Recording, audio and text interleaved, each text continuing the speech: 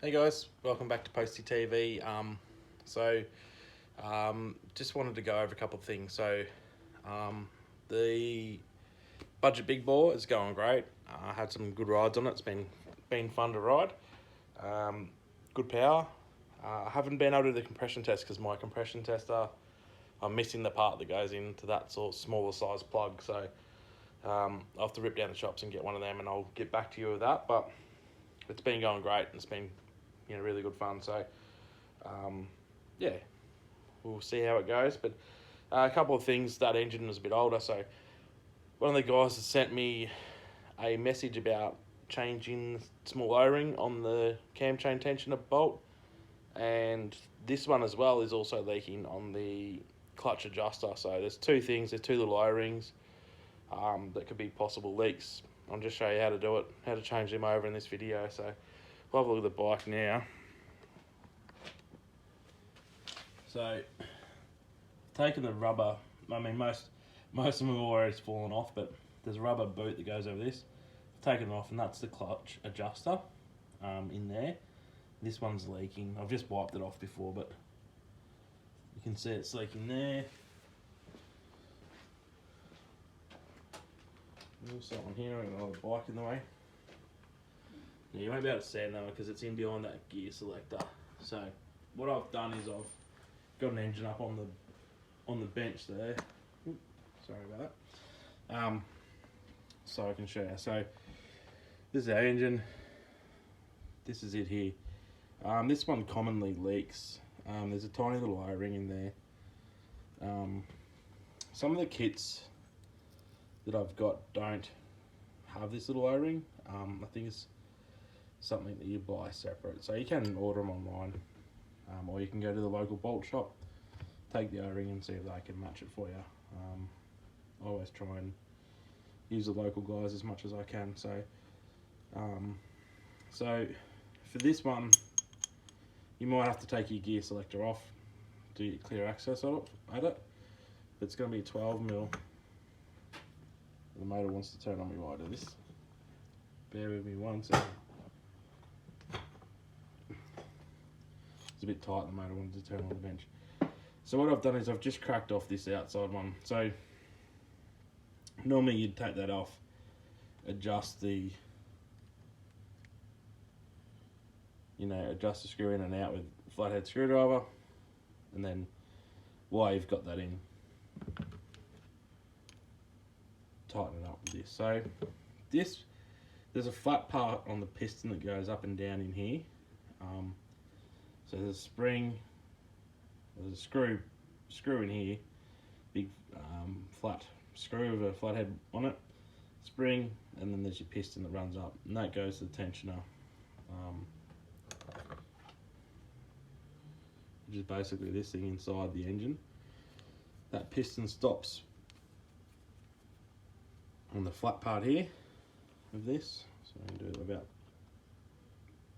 Okay, so as the piston goes up, pushes on this, which turns that cam roller down onto the cam chain and tensions it. Okay, so for just replacing this O-ring, we don't have to need to take any of this out. You will need to tension that back up to how it was when you got it. Normally it's not a huge amount of pressure, it's just a bit of firm pressure just to dampen this a bit more, hold it in place. There is, as I say, there's a flat side of that piston. So if we take this out and put it back in, we're not turning that piston around. If you're doing an engine build, make sure that you put it in and you have the flat side facing this adjustment screw. So I'm going to take out the nut. I won't put these back in because it's pretty self-explanatory, and I'll just make it a little bit too long for everyone. Now, this one's not playing the game. The nut normally comes off and leaves you that screw with the flathead on. This one's taking the whole lot out, so it doesn't matter for this. Now, you can see the little O-ring there, okay? So if you just get a nice little flathead screwdriver and you pop that O-ring off, take it off, and go match that up and get the correct size. sometimes it's hard because it's been compressed, or get online and get another one of those rings. I know Ct110 would have those for you if you're after one, or Lambda, or SE Motor, any of those guys, Rogue Penfold, they'll all have one. So whoever you deal with and you're comfortable with, you can get one of them. So basically change that over, it goes back in, tighten it up, do all that stuff. So this engine, I'm actually going to do a build. I'm actually going to do another budget big bore on this engine. It's a 12 volter, not a 6 volt, even though it's just got this head. Don't worry about that. That's just sitting there. That is a 6 volt cover for the ignition module. It's actually a 6 volt head that's just been thrown on there just to, so I don't lose it. But I've got a 12 volt head and all the bits to go on it, so disregard that. This is a slightly different shape to the 6 volts. I've got this big lump on the front of them here, or a bit less here. So yeah, but I'll do a budget big bore on that. But yeah, if that's what you're after, just replacing that. Does make a bit of oil. Sometimes you confuse it with the tensioner bolt leaking, because it would drip down here, run down here, and come off here. So wipe it all down and just make sure, if you think this is leaking, make sure it's not this, because it's probably more common that this may be leaking. While you're doing that, on the other side is the clutch cover. So this is just a spare clutch cover I had, so instead of changing the engine over, same sort of thing. Looks very similar, the screw and then the nut. This one's a 14, not a 12 like the other one. You can get a socket, sort of done this one already, but you can put a 14mm socket just to crack it, and then I'll maybe just go over adjusting that in a minute. Then you just basically undo that one. Now if it's on the bike, the clutch inside and the springs should hold the inside mechanism. So let me get a bit better light there. So I'll move it over so you can see everything.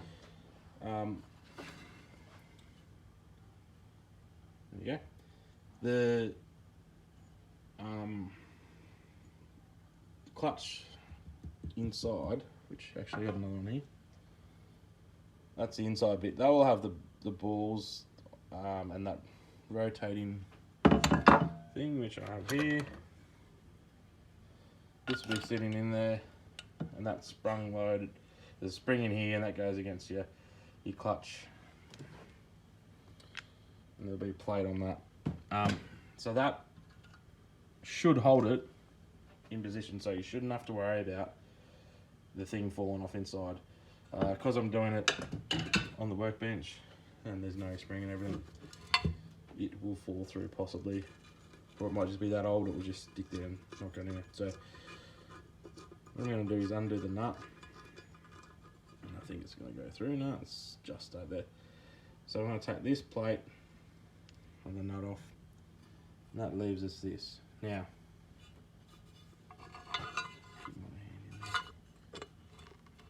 I don't know if you can see that. There's an O-ring on top of that. Okay, so that O-ring there is the one that will leak, and that's what's happening on this other engine. So let's just drop through. So I'll take the O-ring out now, so you can see it. Okay, it's actually broken and deformed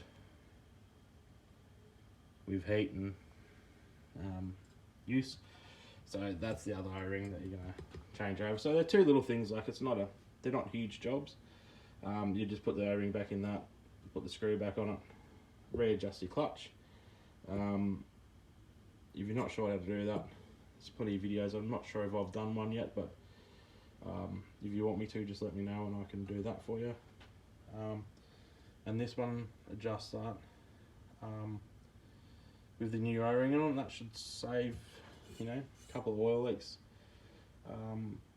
These motors get quite hot. Those O-rings do get hard pretty quick, and especially if move them, adjust them, they're going to start to leak on you. So, and I always do things like the seals. You can see this engine here, it's had a big leak on the